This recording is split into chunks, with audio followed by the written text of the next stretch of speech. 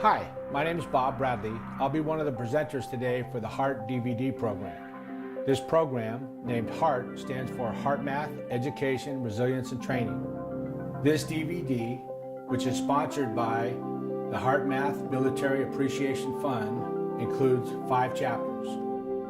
Chapter 1 includes this program introduction. Chapter 2 includes the science of the heart. And we'll have Dr. Roland McCready here to help us understand the science of the heart.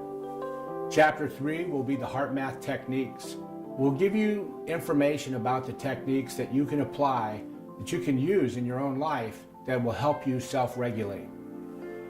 Chapter 4 will cover this M-Wave technology, this biofeedback kind of system that will help you measure your system in real time so you can see how you're responding to the techniques that you're practicing. And Chapter 5 will cover program resources, things that are available to you on the website, different things that you can download, and different information that will help reinforce some of the stuff that we're presenting here on the DVD. There's several things I'd like to point out to you as part of our introduction.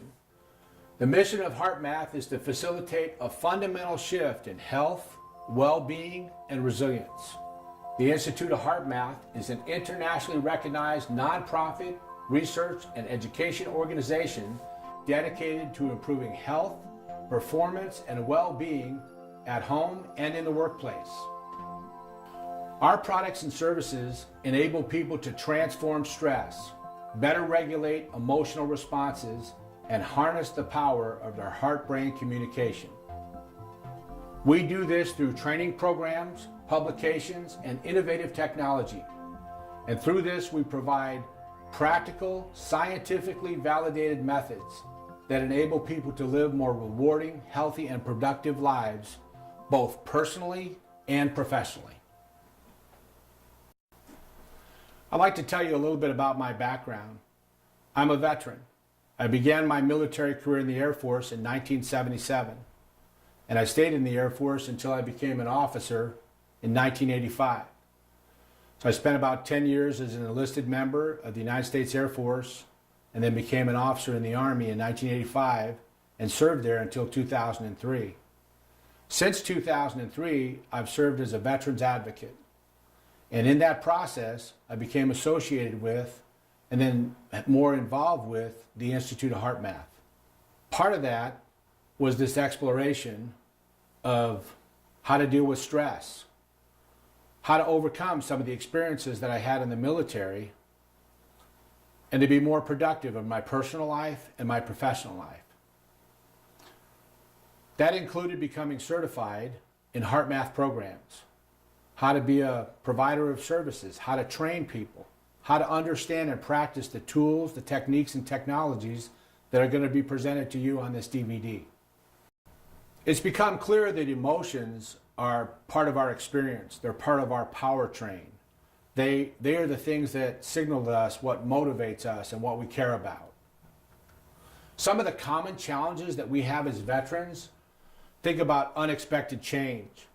How a frac order comes down and we know that we're going to be moving out, we're going to get ready to do a convoy, and we get all set and ready to go for that, and then a change happens. And think about the kind of frustration or anxiety that comes with that. That's the kind of stuff we're talking about. Other things like sleep deprivation.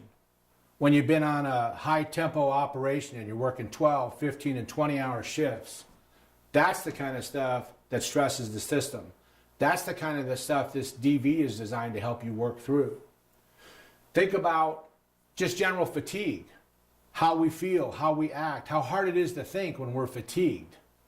That's another example of the kind of stuff we're talking about as common challenges. Some of us realize that when we're stressed, we're quick to anger. I know one of the things that I was accused of by my wife, which I can assure you was never true, was that I was treating my family like one of my troops. Now, I know you can all identify with that because I think all of us have heard that. So whether you're a male veteran or a female veteran, we all come underneath that criticism that we're being quick to anger or that we're bringing stuff home from the job. Now think about this from a veteran perspective, that you've left the military or you're leaving the military and this stuff is still with you. That was my exact experience. which is what brought me to HeartMath. So you can think about anxiety or irritation or impatience. Those are other examples of common challenges that we have, and learning to regulate ourselves, learning to build our resilience, and learning to understand the science of how heart-brain communication can make us better is what this DV is actually all about. So I'd like to take the next step with you and relate how those common challenges that we just talked about affect your system. They really affect your system in two ways. They drain your system or they energize your system. So let's talk about the ones that are drains on your system. When you have an emotion like frustration, impatience, anger, or sadness, those have like a toxic effect on your system. They pull you down. It's like a battery that's being drained. So that's one side of what happens to you, but there's another side. There's a side that can regenerate you or build your power, charge you back up, and then we call those regenerative emotions. So when you practice positive emotions and attitudes, that facilitates what we call coherence. And we'll tell you a little bit more about that as we go. They create neurochemicals that regenerate your system, and they offset the energy drain that comes from those irritating or draining emotions. Some of the positive, energetic emotions that we experience as veterans are courage, dignity and honor, love of our family, of our service members, the people that we served with, and the people that served with us, maybe people that we supervised. The appreciation that we have for our country, our patriotism, those different kinds of emotions that we walk around with and carry with us as veterans can be used to regenerate us. And that's the exciting thing that HeartMath can bring to you as a veteran. The ability to take what's already in you and help you to live better professionally, personally, in every aspect of your life. So we've just talked about the common challenges that we have and how those have draining emotional connections and energetic emotional connections. But what we're really talking about here is the intelligent regulation of our emotions, how they're impacting our lives. The things that we've experienced in the military where maybe we weren't handling things as intelligently as we could have. And we have those in our civilian life after we become veterans. I'd like to share an example with you of an experience that I had, which I think demonstrates that I wasn't really controlling my emotions very well at all. Now, you've probably all heard about the tank that was stolen in San Diego, California. Think about that. The cop chase show on TV that shows this tank and it's running over RVs and campers and everything. Well, as fate would have it, that was my first night as the emergency operations officer for the state of California. And I had just left the office and the telephone rang and I answered the phone like this. Major Bradley, emergency operations, can I help you? And the voice on the other end shocked me. The individual said, "Sir, someone has just stolen a tank." I said, "A tank? They stole a tank?" "Yes, sir, a tank. Stand by one. Let me pull off the road. I'm going to have to take some notes here."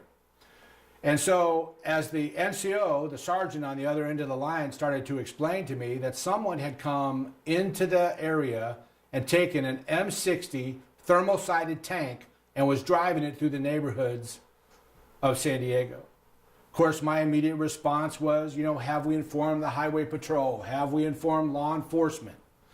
Have we informed all the right people? Yes, sir. And I said, is anybody monitoring what's happening with the tank? Yes, sir. Sergeant, and I can't remember his last name, is following him on a bicycle. I said, "You're kidding."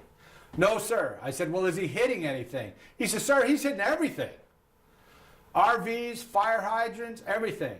"Okay, roger that. Give me your phone number. I'll be calling you back." So my next responsibility as emergency operations officer was to call up the chain. So I called my colonel. He was back at the Pentagon. So next step was the one-star general. So I called the one-star general. "Sir, Major Bradley, I have a serious incident to report. Someone has taken a M60 thermal-sided tank from the San Diego National Guard Armory and is driving it through the neighborhood, destroying property. All law enforcement organizations have been informed of what's going on, and so I'm calling you to take it up the chain so our leadership knows what's happening. And to my amazement, the response back from the other end of the phone was, Bobby, get a Cobra and take her out. I looked at the phone and I thought to myself, get a Cobra and take her out. And then I thought, what time is it? Can this guy actually be in this condition at 5 o'clock in the afternoon? And he was. Okay, sir, I said, so I'll be calling up the chain of command.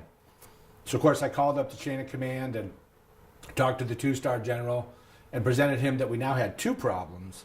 The problem that I just experienced on the telephone and the problem with this tank down in San Diego.